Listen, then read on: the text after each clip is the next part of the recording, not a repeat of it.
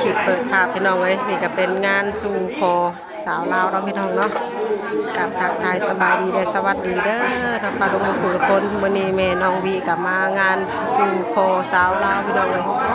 ในงานสู่คอลานสาวพี่น้องเลยเป็นเคยบ้านอื่นเนาะพี่น้องเนาะจะเป็นเคยบ้านอื่นมาสู่คอลานสาวพี่น้อง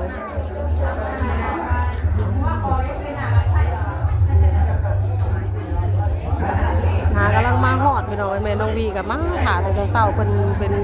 เคยไก่แล้วพี่น้องเนาะคนบ้านไก่ปัญหากำลังมาฮอดตอนนี้ก็ใกล้สิเที่ยงพี่น้อง11:30กำลังมาฮอดแม่น้องวีมานั่งถาแต่8:00 เช้า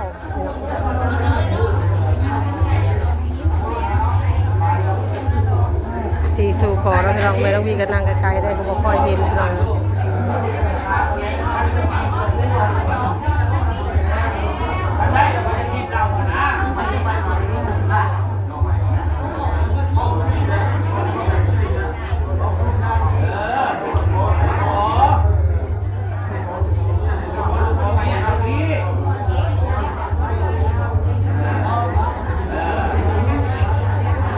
นั่งไกลก็สิบ่ได้ยินแน่นอนเนาะ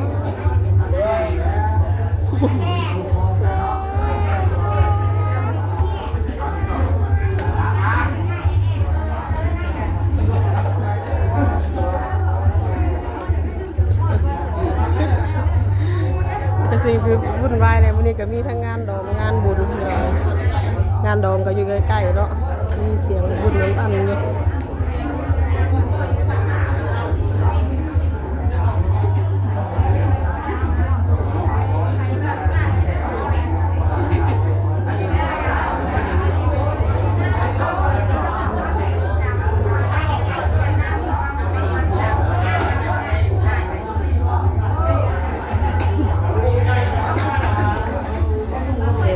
ก็นั่งอยู่ไกลเนาะพี่น้องเนาะมาได้ยินกะขอโทษขออภัยเด้อเนาะพี่น้องเนาะ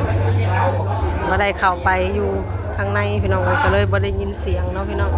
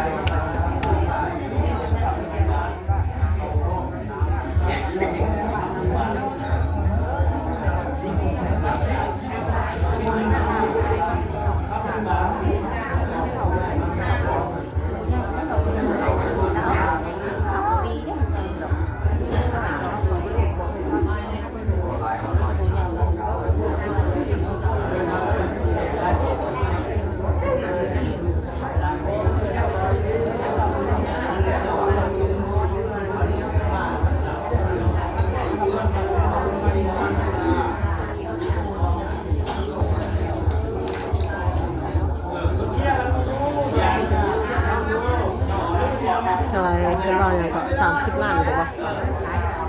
จักรนี้น้อยวันนี้เงินก็30 ล้านคำ1 บาทไอ้หัวตัว1บ่ไอ้ใกล้นี่เลยเพิ่นทางรองเพิ่นสิให้แบบนี้ไปจักทางผู้เบาสิให้30 ล้านคำ1 บาทหัวตัว1เดี๋ยวครั้งเพิ่นออกไปเคลียร์กันก่อนน่ะทางเจ้าสาวอยากได้50 ล้านไปจักทางเจ้าสาวเอาไปล่มกันก่อนพี่น้องขอเวลานอกทางรองคนออกทางนอกออกไปคุยกันก่อนเนาะพี่น้องคุยทางในคุยสิยังบ่ทันได้ ว่าทันได้อันนั่นเนาะพี่น้องเนาะยังว่าทันได้แตกขาดลองกับลองว่ากันวันนี้เนาะก็ลองทางซ้ายนี่คือว่าอยากได้30 ล้านทำบาทหนึ่งกับงัวตัวหนึ่งแต่ลองผู้ยิ่งจะ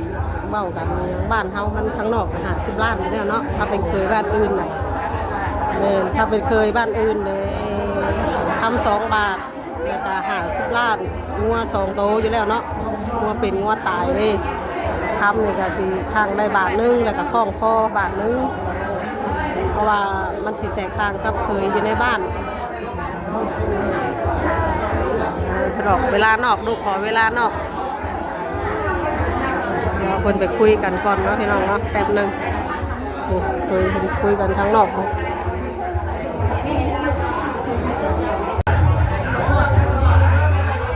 ขอเรียบร้อยพี่น้องเลยวันนี้เพื่อสิเจรจาได้ทั้ง2 ฝ่ายก็ประมาณครึ่งชั่วโมงเนาะพี่น้อง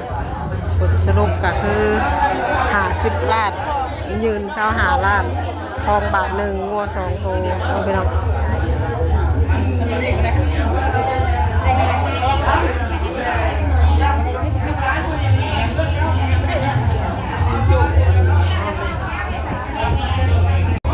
ดีกำลังรอผูกแขนไอ้จะผูกแขน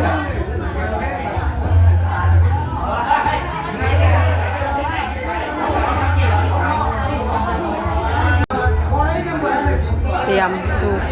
ตรคอนบันนี้พี่น้องเลยหมอพามเพิ่นกำลังมา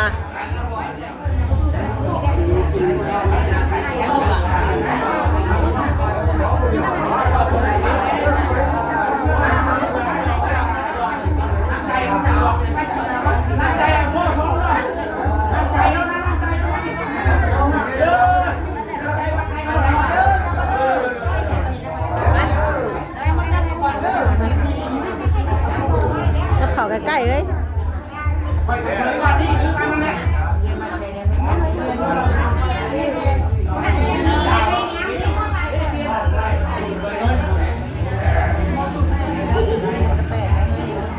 เจ้าบ่าวเจ้าสาวเฮ็ดแบบสูตรคอนน้อยๆเนาะพี่น้องหลังจากตีไวขอเรียบร้อยแล้วก็มาผูกแขนน้อยท่าพี่น้องเลยก็3 คิดมาหาได้จังคอยจัดใหญ่น้ำหลังเนาะพี่น้องเนาะ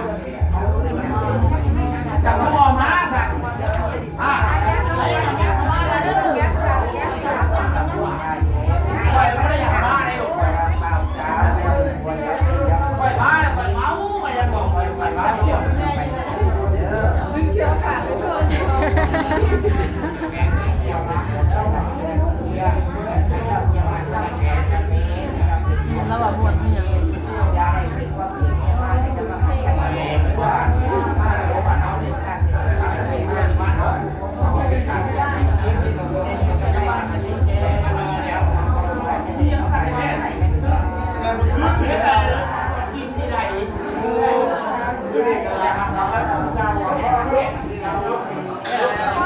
เป็นบ่ได้สูตรนะว่าแบบบ่ยังกันได้สูตรเนาะอันนี้ว่าหวยสาธุซื้อเนาะสาธุซื้อแบบว่าแต่ความดีความงามเนาะเราเดียว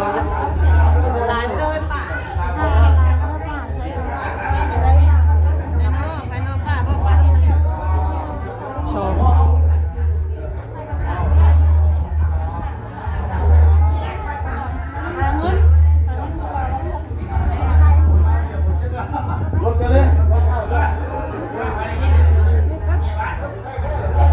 พี่น้องเลยมาร่วมงานในมื้อนี้คอยจัดใหญ่ๆน้ำลังมื้อนี้เอาน้อยๆซ้ำนี่ไปสะกอนเนาะพี่น้อง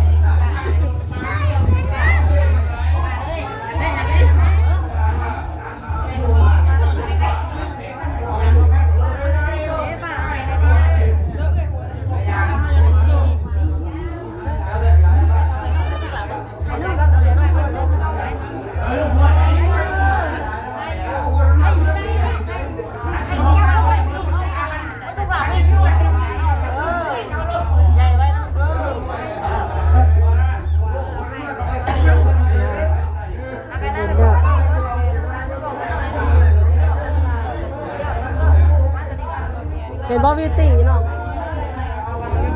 ได้ผ่านเมื่อไรผ่านอะไร กันอะไรอ่ะ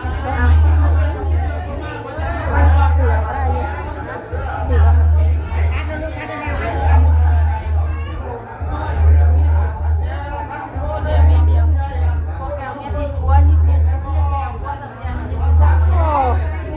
ทำไมว่าอะไรหลุดออกเลยนะมันจะผู้เดียวไม่เดียวจบ พอเดียวไม่เดียวไปใช่ก็ไม่แต่พอเดียวไม่เดียวไปลองใส่กันไม่แต่พอเดียวไม่เดียว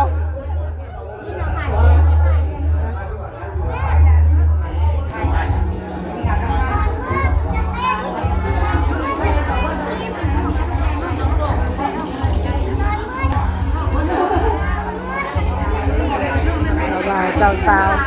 เจ้าบ่าวก็รอเจ้าสาวก็งามเนาะพี่น้อง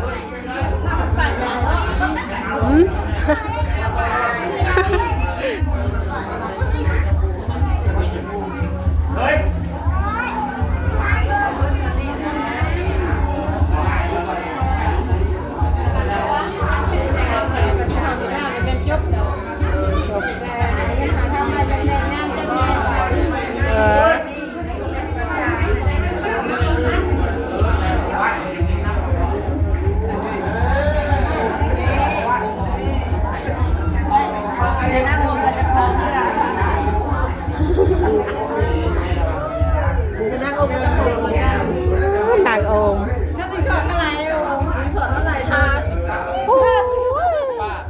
ทำไมถูกจัง50 ล้าน50 ล้านขึ้นขาดแล้วอ่ะ50 ล้านขึ้นขาดดิ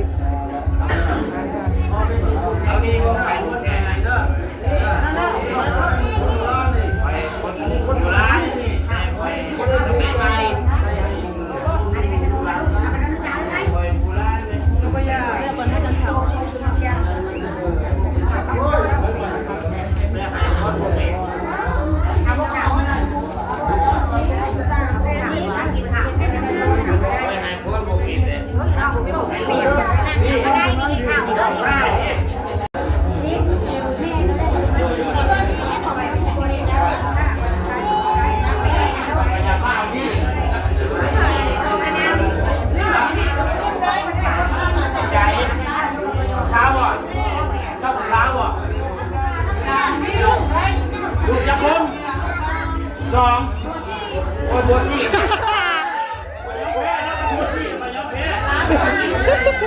ก็ที่หาว่าขันลูกห่าไปยังห้องมัดได้อยู่ขันบัวซี่เนี่ยไปยังห้องมัดได้เลยแค่เลยโอ้ยขากระดีเนาะเว้ย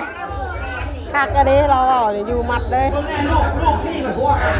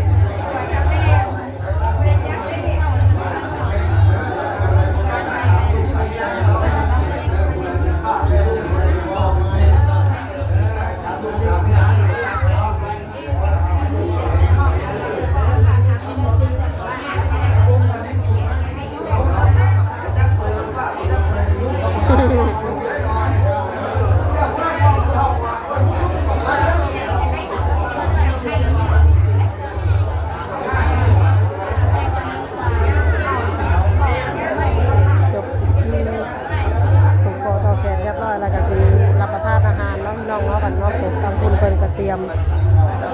ย่อเข่าย่อหน้าไ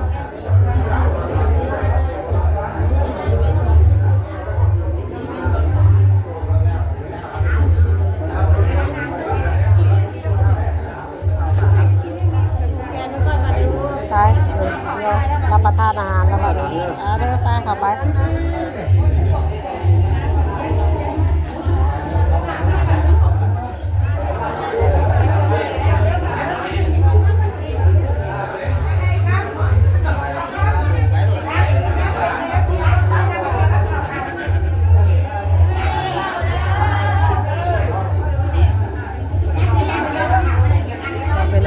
กับแม่น้องวีก็จะไปย่อเข่าย่อน้ำน้ำมูกันเนาะพี่น้องเนาะคลิปนี้ก็จะประมาณ3นี้เด้อเนาะพี่น้องมื้อนี้ก็เป็นงานทั้งคอทั้งแต่งผูกแขนน้อยงานสาวเนาะพี่น้องเดี๋ยวพ่อๆก็ได้คลิปต่อไปเด้อคลิปนี้ก็ไปแล้วพี่น้องเลยขอกล่าวคำว่าส